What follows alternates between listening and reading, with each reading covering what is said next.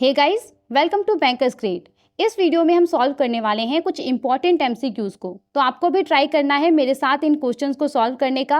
और देखिए, अगर आपको इस वीडियो का पीडीएफ चाहिए तो वो भी आपको आसानी से मिल जाएगा हमारे टेलीग्राम चैनल पे, जिसका लिंक डिस्क्रिप्शन बॉक्स में दिया गया है। चलिए शुरू करते हैं। I hope you guys are ready.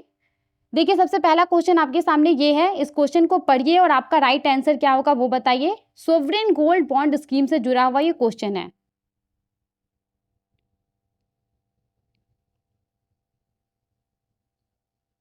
देखिए, इस क्वेश्चन में आपसे पूछा जा रहा है कि सोवरेन गोल्ड बॉन्ड स्कीम के तहत जो बॉन्ड्स इशू किया जाता है वो इनमें से किसके मल्टीपल्स में डिनोमिनेटेड होता है। तो यहाँ पे ऑप्शंस क्या क्या है। Option A 10 grams of gold, option B 5 grams of gold, option C 1 gram of gold, option D 20 gram of gold, option E none of the above.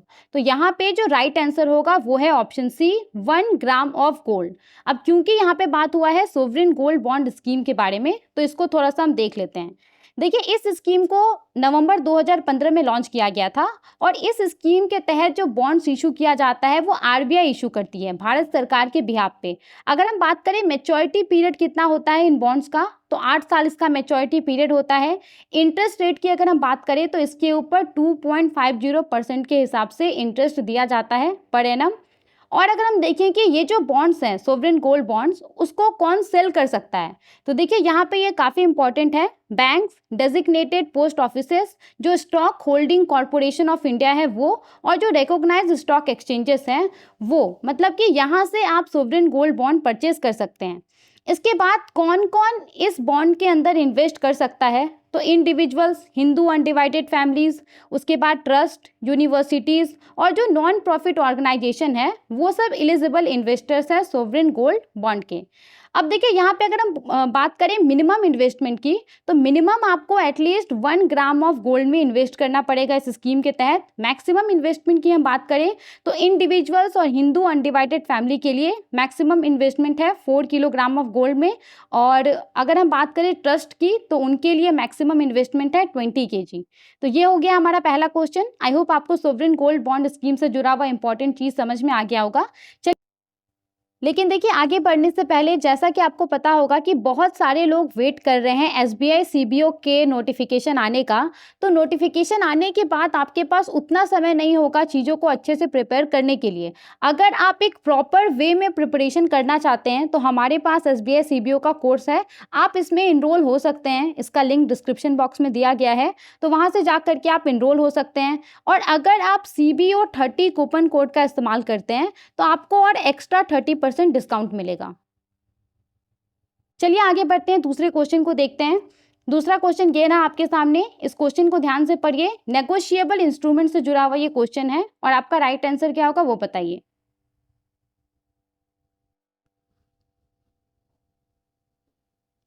कर लिया इस क्वेश्चन को आपने। देखिए, इस क्वेश्चन में आपसे पूछा जा रहा है कि इनमें से कौन सा एक रिटन ऑर्डर है जो कि किसी पार्टी के तरफ से आता है किसी दूसरे पार्टी को, कि वो किसी तीसरे पार्टी को स्पेसिफिक सम ऑफ मनी पे कर दे ऑन डिमांड या फिर एक सर्टेन डेट पे। तो यहाँ पे ऑप्शंस क्या क्या है। Option A promissory note, option B cheque, option C bill of exchange, option D mortgage, option E bond. तो यहाँ पे जो राइट आंसर होगा वो है option C bill of exchange. Bill of exchange क्या है, ये एक रिटन ऑर्डर है जो किसी एक पार्टी के तरफ से आता है किसी दूसरे पार्टी को, कि वो दूसरा पार्टी किसी तीसरे पार्टी को स्पेसिफिक सम ऑफ मनी पे कर दे ऑन डिमांड या फिर एक सर्टेन डेट पे। तो ये बिल ऑफ एक्सचेंज से जुड़ा हुआ क्वेश्चन था। आगे बढ़ते हैं और तीसरे क्वेश्चन को देखते हैं। ध्यान से इस क्वेश्चन को पढ़िए और राइट आंसर क्या होगा वो बताइए।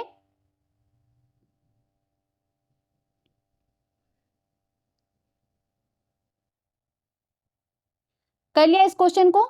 देखिए, इस क्वेश्चन में आपसे पूछा जा रहा है कि वैसे डिबेंचर्स जो डिस्काउंट पे इशू होते हैं और किसी प्रकार का वो इंटरेस्ट या फिर कूपन रेट कैरी नहीं करता है, वैसे डिबेंचर्स को क्या कहा जाता है। ऑप्शंस है, option A secure debentures, option B callable debentures, option C zero coupon debentures, option D floating rate debentures, option E convertible debentures. तो यहाँ पे जो राइट आंसर है वो है option C zero coupon debentures. जैसा कि आपको इसके नाम से ही पता चल रहा है, मतलब ये जो डिबेंचर्स है ये इशू किया जाता है, एक तो ये डिस्काउंट पे इशू किया जाता है और ये किसी प्रकार का इंटरेस्ट या फिर कूपन रेट कैरी नहीं करता है। आगे बढ़ते हैं, फोर्थ क्वेश्चन को देख लेते हैं। देखिए ये क्वेश्चन भी आपका नेगोशिएबल इंस्ट्रूमेंट से जुड़ा हुआ क्वेश्चन है।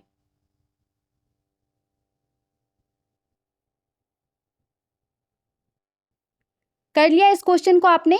देखिए इस क्वेश्चन में आपसे ये पूछा जा रहा है कि इनमें से कौन सा एक नेगोशिएबल इंस्ट्रूमेंट है जो कि बेसिकली एक अनकंडीशनल प्रॉमिस है, एक ऐसा प्रॉमिस जो कि किया गया है किसी एक व्यक्ति के द्वारा कि वो एक सर्टेन सम ऑफ मनी पे करेगा किसी दूसरे व्यक्ति को या फिर किसी ऐसे व्यक्ति को जिसके पास ये पर्टिकुलर इंस्ट्रूमेंट होगा। तो यहाँ पे वैसे नेगोशिएबल इंस्ट्रूमेंट का नाम आपसे पूछा जा रहा है।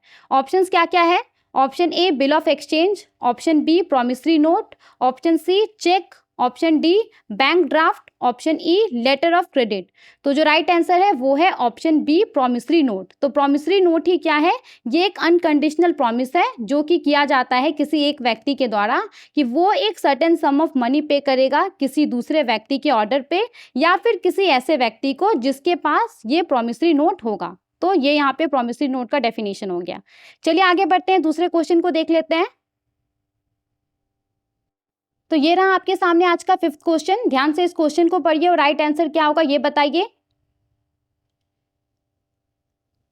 देखिए इस क्वेश्चन में आपसे ये पूछा जा रहा है कि प्रधानमंत्री श्रम योगी मानधन योजना से जुड़ने का मिनिमम और मैक्सिमम एज लिमिट क्या है। तो यहाँ पे जो राइट आंसर है वो है option A 18 years and 40 years. तो 18 ईयर्स एंड 40 ईयर्स क्या है?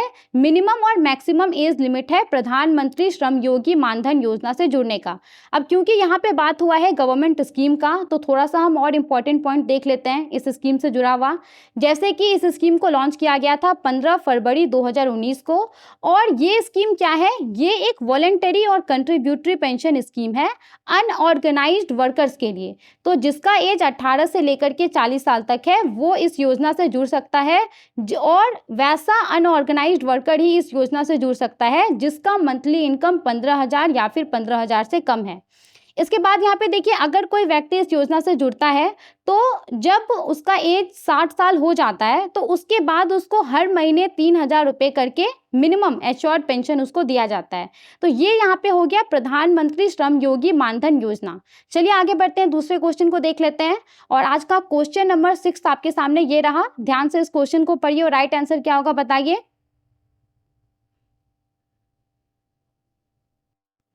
कर लिया इस क्वेश्चन को आपने? देखिए इस क्वेश्चन में आपसे ये पूछा जा रहा है कि इनमें से किस केस में बोरोवर के पास कोलेट्रल का फिजिकल पोजीशन रहता है लेकिन वो लेंडर को अधिकार दे देता है कि अगर वो डिफॉल्ट करेगा तो लेंडर उसके कोलेट्रल को सेल कर सकता है। तो यहाँ पे ऑप्शंस हैं, option A hypothecation, option B lien, option C pledging, option D mortgage, option E assignment. और जो राइट आंसर है वो है ऑप्शन ए हाइपोथिकेशन। तो हाइपोथिकेशन के केस में क्या होता है? तो इस केस में जो बोरोवर है, बोरोवर के पास कोलेट्रल का पोजीशन रहता है लेकिन वो लेंडर को अधिकार दे देता है कि अगर वो लोन का डिफॉल्ट करेगा तो लेंडर यहाँ पे कोलेट्रल को सेल करके अपना पैसा वसूल कर सकता है। तो ये क्या हो गया? हाइपोथिकेशन। और हाइपोथिकेशन आपको जनरली व्हीकल लोन में देखने को मिलता है। अब देखिए यहाँ पे हाइपोथिकेशन के अलावा भी ऑप्शंस में कुछ कुछ दिया हुआ है, जैसे कि लीन, प्लेजिंग, मोर्गेज, असाइनमेंट। तो इन सब के भी ऊपर क्वेश्चन आपसे पूछा जा सकता है। तो यहाँ पे इन सब को थोड़ा सा हम देख लेते हैं। सबसे पहले अगर हम बात करें प्लेजिंग के बारे में, तो प्लेजिंग में क्या होता है कि यहाँ पे बोरोवर जो कोलेट्रल रहता है उसका फिजिकल पोजीशन ट्रांसफर कर देता है लेंडर को। तब तक जो फिजिकल पोजीशन है वो लेंडर के पास रहता है जब तक कि बोरोवर लोन का रीपेमेंट नहीं कर देता है। प्लेजिंग आपको गोल्ड ज्वेलरी लोन में देखने को मिलेगा। इसके बाद है लीन। तो लीन क्या है?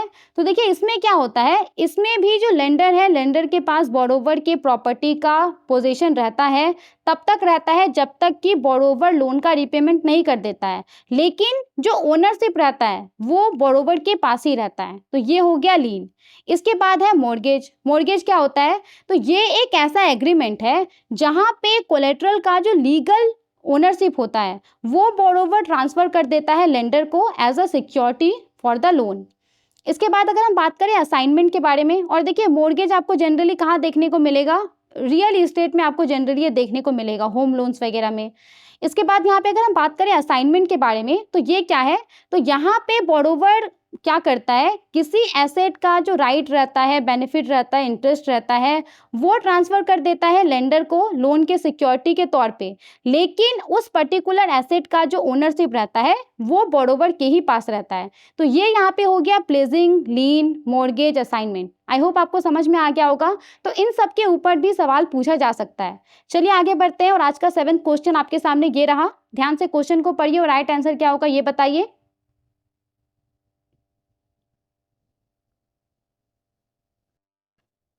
कर लिया इस क्वेश्चन को आपने? देखिए इस क्वेश्चन में आपसे ये पूछा जा रहा है कि बैंकिंग रेगुलेशन एक्ट 1949 के किस सेक्शन के तहत हर एक बैंकिंग कंपनी के लिए ये अनिवार्य है कि वो आरबीआई के पास मिनिमम रिजर्व मेंटेन करके रखें। और जो राइट आंसर है वो है यहाँ पे सेक्शन 24। सेक्शन 24 के तहत जो बैंकिंग रेगुलेशन एक्ट 1949 है, उसके सेक्शन 24 के तहत हर एक बैंकिंग कंपनी को आरबीआई के पास मिनिमम रिजर्व मेंटेन करके रखना होता है। तो ये हो गया एक क्वेश्चन हमारा। चलिए आगे बढ़ते हैं, और आज का 8वां क्वेश्चन आपके सामने ये रहा।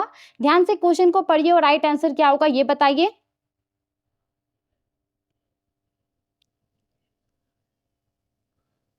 देखिए इस क्वेश्चन में आपसे ये पूछा जा रहा है कि बैंक्स और एनबीएफसीज के द्वारा जो लोन्स का को ओरिजिनेशन किया जाता है, तो यहाँ पे एनबीएफसीज के लिए रिवाइज्ड कैप क्या है। बेसिकली इस सवाल में आपसे ये पूछा जा रहा है कि एनबीएफसीज कितना मैक्सिमम रिस्क बियर कर सकती है। तो ऑप्शंस क्या क्या है? Option A 10%, option B 20%, option C 30%, option D 40%, option E none of the above. और यहाँ पे जो राइट आंसर है वो है ऑप्शन बी 20%। सबसे पहले तो को ओरिजिनेशन क्या होता है? तो को ओरिजिनेशन एक ऐसा सेटअप है जहाँ पे बैंक्स और जो एनबीएफसीज हैं वो लोग एक एग्रीमेंट में इंटर करते हैं, और वो लोग यहाँ पे मिल करके जो प्रायोरिटी सेक्टर लेंडिंग है उनको क्रेडिट प्रोवाइड करते हैं, जैसे कि एमएसएमईज हो गया, एग्रीकल्चर हो गया, तो वो लोग मिल करके यहाँ पे लोन देते हैं। अब यहाँ पे जो रिस्क शेयर किया जाता है दोनों के द्वारा वो 80:20 के रेशियो में किया जाता है। 80% जो रिस्क है वो बैंक बेयर करती है, और 20% जो रिस्क है वो एनबीएफसीज बेयर करती है। तो इसी से जुड़ा हुआ ये सवाल था कि एनबीएफसीज के द्वारा कितना रिस्क बेयर किया जाता है। जो रिवाइज्ड कैप है वो आपसे पूछा जा रहा था। चलिए आगे बढ़ते हैं, दूसरे क्वेश्चन को देख लेते हैं। और यहाँ पे आपके सामने आज का 9वां क्वेश्चन ये रहा। ध्यान से इस क्वेश्चन को पढ़िए और राइट आंसर क्या होगा ये बताइए।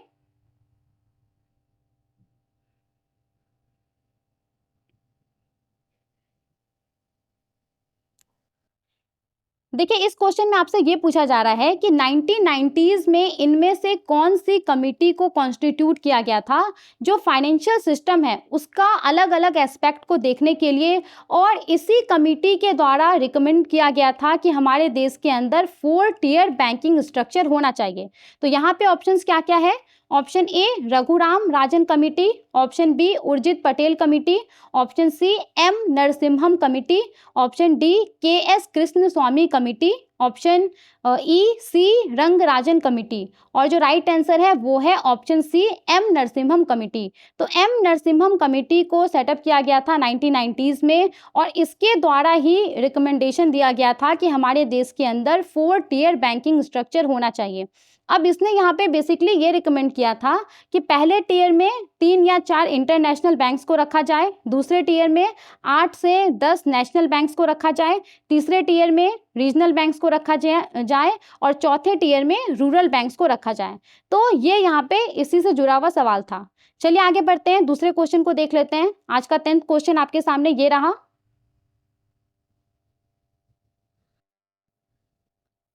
कर लिया इस क्वेश्चन को आपने?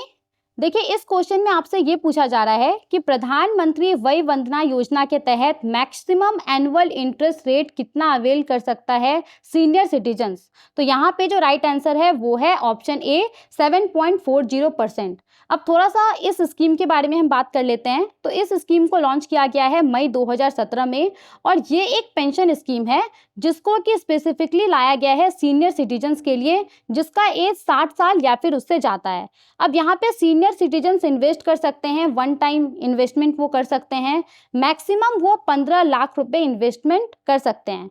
और उनके द्वारा जो इन्वेस्टमेंट किया जाता है, जाहिर सी बात है कि उन्होंने कुछ इन्वेस्ट किया है तो उसके ऊपर उनको इंटरेस्ट मिलेगा। तो उनके इन्वेस्टमेंट के ऊपर जो इंटरेस्ट मिलता है वही उनको पेंशन के फॉर्म में दे दिया जाता है। अब इसका फ्रीक्वेंसी मंथली हो सकता है, क्वार्टरली हो सकता है, हाफ ईयरली या फिर ईयरली हो सकता है।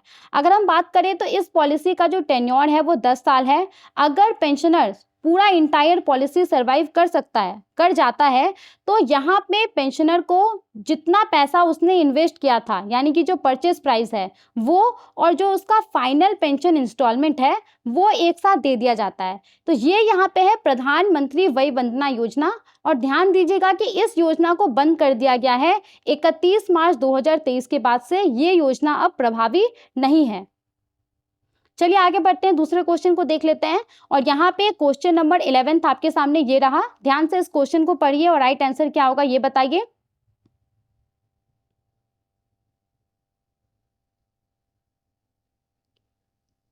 कर लिया इस क्वेश्चन को। देखिए इस क्वेश्चन में आपसे ये पूछा जा रहा है कि जो नेगोशिएबल इंस्ट्रूमेंट्स एक्ट है 1881 उसके सेक्शन 138 के तहत अगर चेक बाउंस हो जाता है इनसफिशिएंट फंड के कारण तो जिसने चेक लिखा होता है, जो ड्रॉवर होता है, उसको कितने साल तक का जेल का सजा हो सकता है, ये आपसे पूछा जा रहा है। तो यहाँ पे ऑप्शन क्या क्या है? Option A 1 year, option B 2 years, option C 3 years, option D 5 years, option E none of the above. और जो राइट आंसर है वो है ऑप्शन बी 2 ईयर्स। तो ये हो गया हमारा क्वेश्चन 11। चलिए आगे बढ़ते हैं और क्वेश्चन नंबर 12 को देख लेते हैं। ध्यान से इस क्वेश्चन को पढ़िए और राइट आंसर क्या होगा ये बताइए।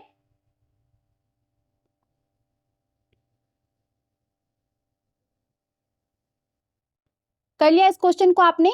देखिए इस क्वेश्चन में आपसे ये पूछा जा रहा है कि बैंक का जो टोटल डिपॉजिट होता है और इसका जो टोटल लेंडिंग होता है तो दोनों के बीच में डिफरेंस को हम इनमें से किस टर्म से एक्सप्रेस कर सकते हैं। तो क्या क्या ऑप्शन है? Option A banking spread, option B statutory liquidity ratio, option C net demand and time liabilities NDTL, option D cash reserve ratio CRR, option E none of the above. और जो right answer है वो है option A banking spread. देखिए spread का मतलब होता है कमर्शियल बैंकों के द्वारा जो लोन दिया जाता है उसके ऊपर जो रेट ऑफ इंटरेस्ट वो चार्ज करती है और कमर्शियल बैंक जो डिपॉजिट एक्सेप्ट करती है इसके ऊपर जो उसको रेट ऑफ इंटरेस्ट देना पड़ता है। तो दोनों के बीच में डिफरेंस को ही क्या कहते हैं? स्प्रेड कहते हैं। और इसी से जुड़ा हुआ ये क्वेश्चन था। चलिए आगे बढ़ते हैं और नेक्स्ट क्वेश्चन को देख लेते हैं। ये रहा आपके सामने आज का 13th क्वेश्चन। तो ध्यान से इसको पढ़िए और इसका राइट आंसर क्या होगा ये बताइए।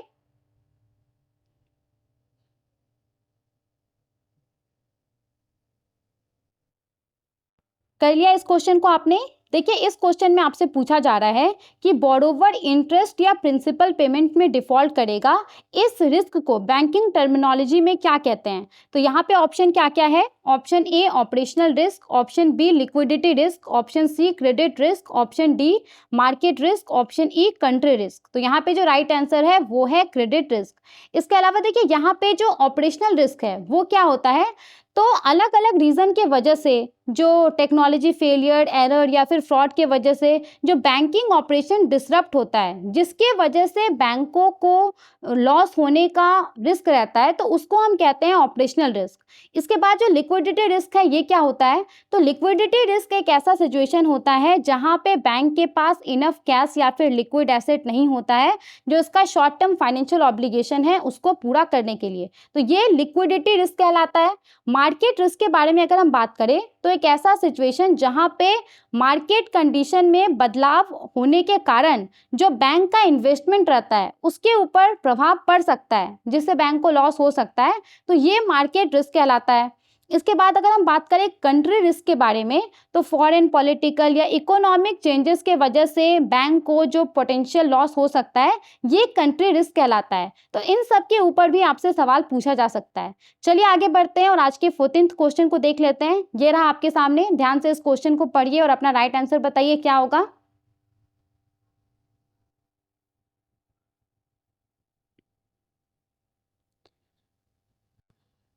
कर लिया इस क्वेश्चन को आपने। देखिए इस क्वेश्चन में आपसे ये पूछा जा रहा है, आपको एक केस दे दिया गया है। यहाँ पे आपसे पूछा जा रहा है कि एक newly incorporated private limited company है जो कि एक बैंक में अपना करेंट अकाउंट ओपन करना चाहती है। अब बैंक ने उससे कहा है कुछ डॉक्यूमेंट्स लाने के लिए। तो यहाँ पे ऑप्शंस में बहुत सारे सेट्स ऑफ डॉक्यूमेंट्स दिया गया है, तो इनमें से कौन सा सेट्स ऑफ डॉक्यूमेंट सही है, ये आपसे पूछा जा रहा है। तो यहाँ पे देखिए जो राइट आंसर है वो है ऑप्शन सी। यहाँ पे कंपनी का पैन कार्ड रिक्वायर्ड है करेंट अकाउंट ओपन करने के लिए बैंक में। जो कंपनी का MOA होता है, यानी कि मेमोरेंडम ऑफ एसोसिएशन, जो आर्टिकल ऑफ एसोसिएशन होता है AOA, तो ये सब रिक्वायर है। इसके अलावा बोर्ड का रिजोल्यूशन रिक्वायर्ड है, जिस रिजोल्यूशन में ये अप्रूव किया गया हो कि इस कंपनी का एक करेंट अकाउंट जो है वो ओपन होगा किसी बैंक के अंदर। इसके बाद जो कंपनी का रजिस्टर्ड ऑफिस प्रूफ है, जैसे कि इलेक्ट्रिसिटी बिल, वाटर बिल, तो ये सब यहाँ पे चाहिए। ये सेट ऑफ डॉक्यूमेंट चाहिए अगर कोई कंपनी करेंट अकाउंट ओपन करना चाहती है किसी बैंक के अंदर। तो ये क्वेश्चन हो गया। चलिए आगे बढ़ते हैं और आज के लास्ट क्वेश्चन को देख लेते हैं, जो कि हमारा क्वेश्चन नंबर 15 है।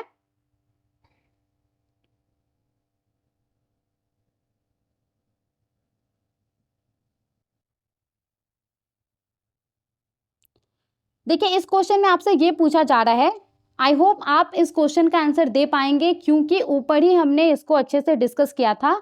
इस क्वेश्चन में आपसे ये पूछा जा रहा है कि इनमें से किस केस में बोरोवर फिजिकल, जो कोलेटरल का फिजिकल पोजीशन होता है, वो ट्रांसफर कर देता है लेंडर को जब तक कि वो लोन का रीपेमेंट नहीं करता है। तो यहाँ पे ऑप्शन क्या क्या है? Option A hypothecation, option B lien, option C pledging, option D mortgage, option E assignment. तो यहाँ पे जो राइट आंसर है वो है ऑप्शन सी प्लेजिंग। प्लेजिंग के केस में क्या होता है कि जो कोलेटरल का फिजिकल पोजीशन रहता है वो लेंडर को दे दिया जाता है जब तक कि बोरोवर लोन का फुल रिपेमेंट नहीं कर देता है। तो प्लेजिंग का एग्जाम्पल हमने क्या लिया था? गोल्ड या फिर ज्वेलरी लोन। तो ये हमारा लास्ट क्वेश्चन था। आई होप जितने सारे भी MCQs को हमने यहाँ पे डिस्कस किया वो आपको समझ में आया होगा और आपने इस सेशन को एंजॉय किया होगा। Thank you for watching.